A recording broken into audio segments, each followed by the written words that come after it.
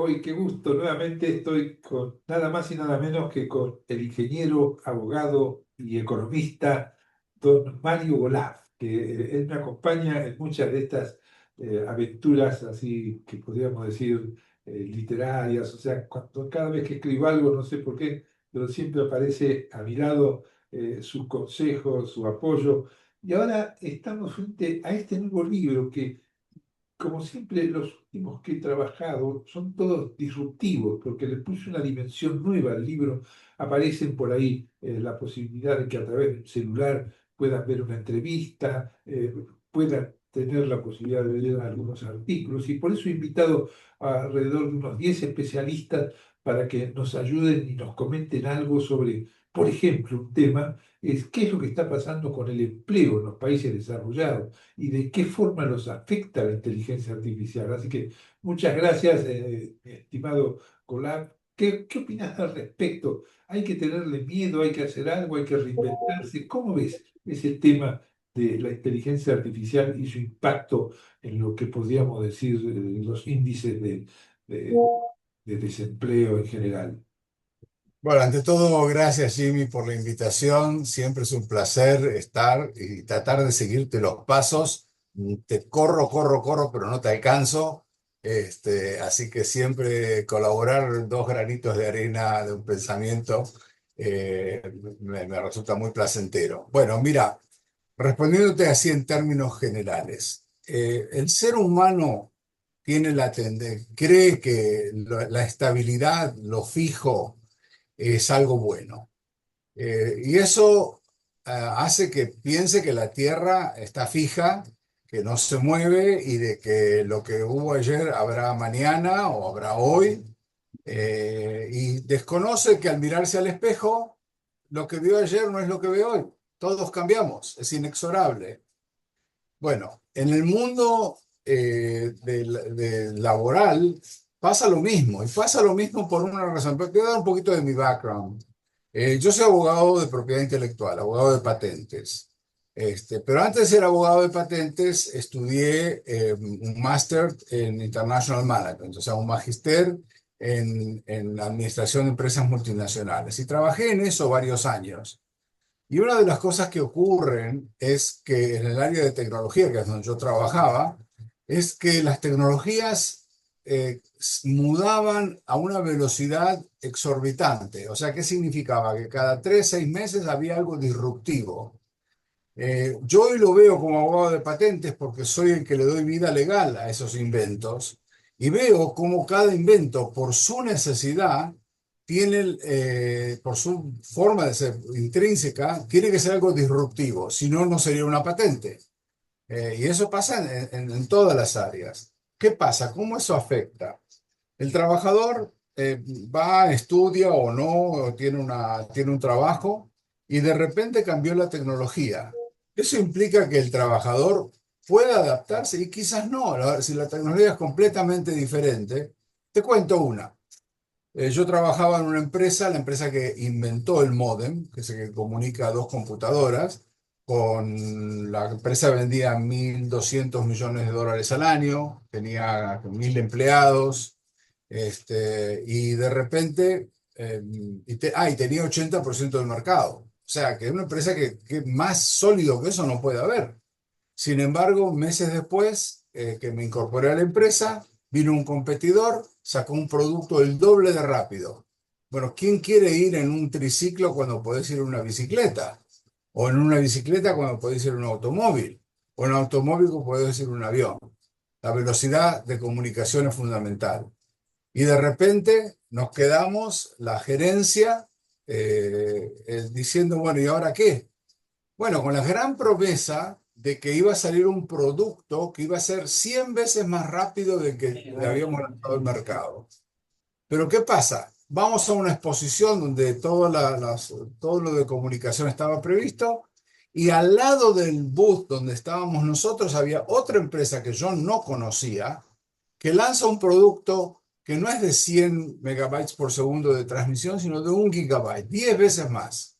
O sea que básicamente con un golpe, un balazo de una bala de plata, liquidó a la empresa. Esa empresa no existe más. Y eso es lo que pasa mucho en las cosas de alta tecnología. La inteligencia artificial no es nada diferente. ¿Qué va a pasar? Bueno, la gente va a estar en empresas, hoy las empresas que conocemos como líderes no existían 30 años atrás. Microsoft, Apple, Oracle, todas esas empresas que son hoy en día que generan miles de millones de dólares y trabajos y todo eso, Google, eh, son empresas que son relativamente nuevas, no estamos hablando de empresas de 50, 100 años. Entonces, tienen que entender de que alguien que venga con una tecnología novedosa puede eliminarlas de un pum. Cuando yo comencé a escribir, había un programa que se llamaba WordStar. Después hubo WordPerfect. Y seguro que antes de ello había otros. Y finalmente vino Word que eliminó a todos los demás. O sea, también pasaba con los sistemas operativos de la Internet, el acceso a la Internet, cómo entrábamos. Hoy en día hay varios browsers que se pueden usar. ¿Todo eso qué significa? Que alguien que tenía ese trabajo de desarrollar el browser obsoleto no lo tiene más. Va a tener que buscar otro trabajo, va a tener que buscar otra cosa. Entonces el trabajador, le llamo trabajador a todas las personas que de alguna forma trabajan, que no son independientes, incluso los independientes, porque vamos a ver que el que trabaja de gerente es un independiente que tiene un trabajo. Y si la tecnología con la cual va a operar va a ser nueva, una de dos, o la adopta, o la supera, o la modifica, o se queda sin trabajo.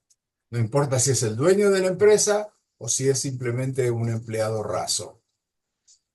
La inteligencia artificial es una herramienta de trabajo muy importante en la cual vemos que la aplicación de esa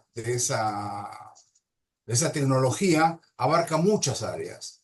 Y no me voy a poner a describirlas porque ya las describiste en tus otros libros, pero eso significa también que las personas que están trabajando van a ser reemplazadas. Mi trabajo como abogado va a ser reemplazado, no hay necesidad, porque la ley está escrita en algún lado y yo podría, de alguna forma, con un programa, crear y buscar exactamente las cosas persuasivas para avanzar mi punto. Bueno, eso lo puede hacer un programa de propiamente.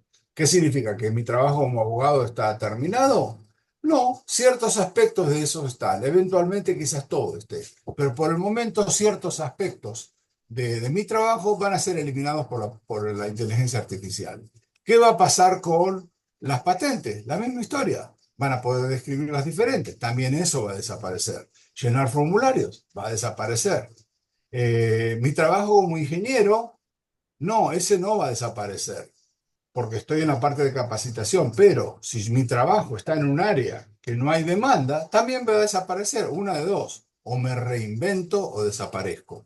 Porque si hay algo constante en el mundo, es que no hay constancia, hay cambio.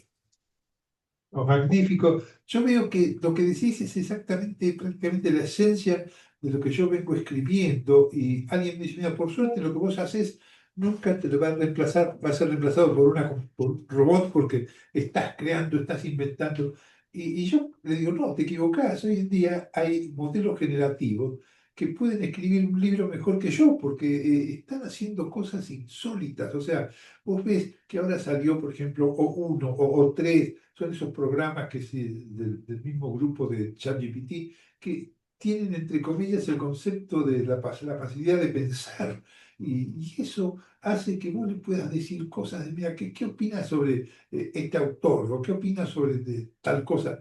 Y te dan unas explicaciones maravillosas. O sea, yo lo que veo, no sé cómo lo veo que tenemos que estar reinventando. Si la gente a veces no entiende qué significa reinventarse.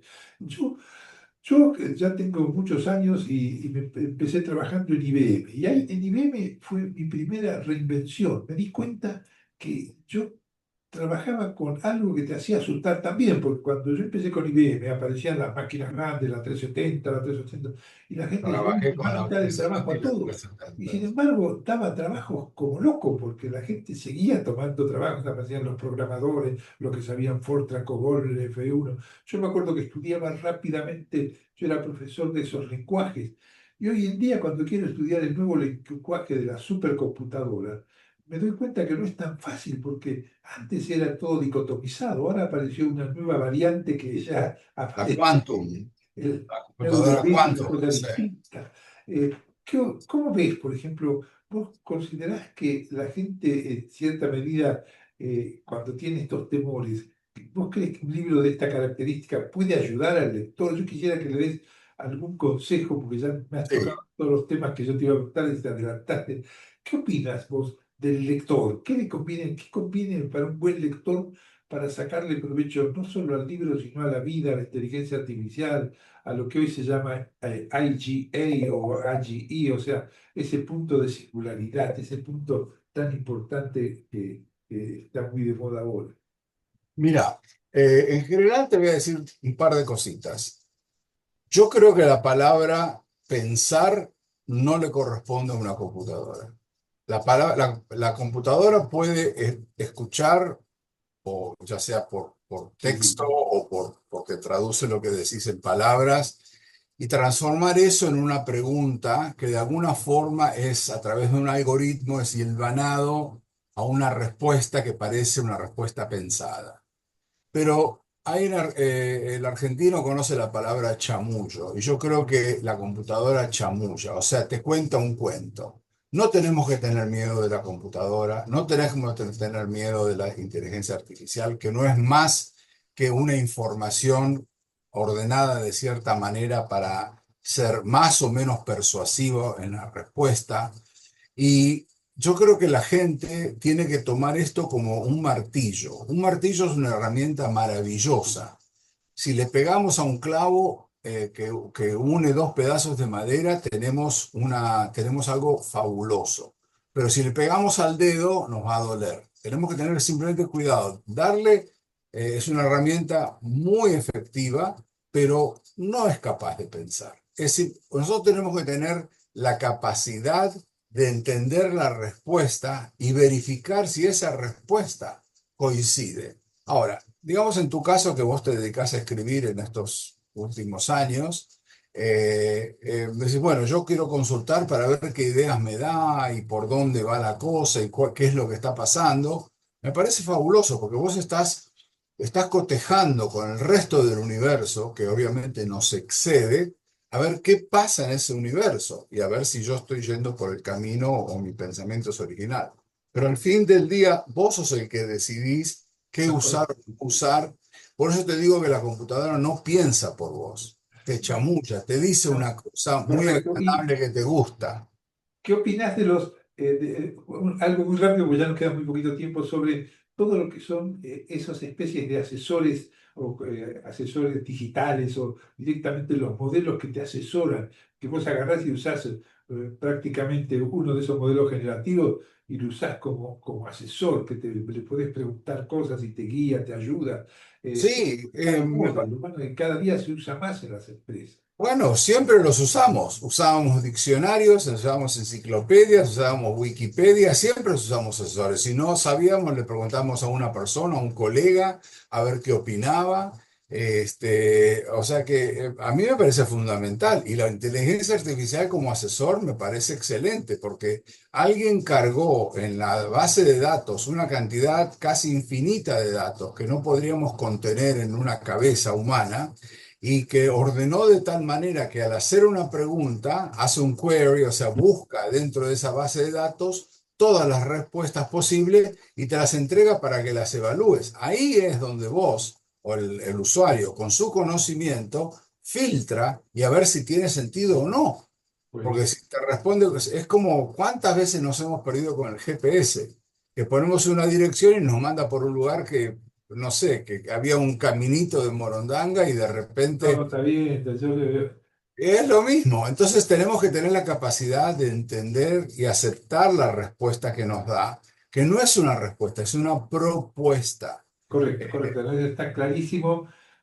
Yo no sé cómo agradecerte, porque aunque nos pasamos un poquito de tiempo programado, tendría que hablar, me da ganas de hablar una hora más, porque es interesante con tu experiencia, cómo lo comentás. O sea, yo ahora lamentablemente tengo que cerrar, me hubiese gustado seguir mucho más, pero no sabes el toque maravilloso que le estás dando al libro y a este capítulo de entrevistas, que es el último capítulo del libro. Y te agradezco nuevamente, un lujo haberte tenido presente en esta entrevista, que ya si estás de acuerdo y saludás, la corto ya mismo la grabación. Bueno, gracias a vos y hasta siempre. Siempre tenemos las canales de comunicación abiertos para hablar. Así que fuerte abrazo y éxitos en este libro que creo que va a ser algo muy importante para que la gente no tenga miedo y que abrace el cambio, porque eso es lo que nos va a hacer saber bailar. Es bien Listo. fácil la cosa. Es ir a Adiós, adiós, adiós. tomarse un crucero y bailar en el crucero mientras se mueve. Ahí estamos.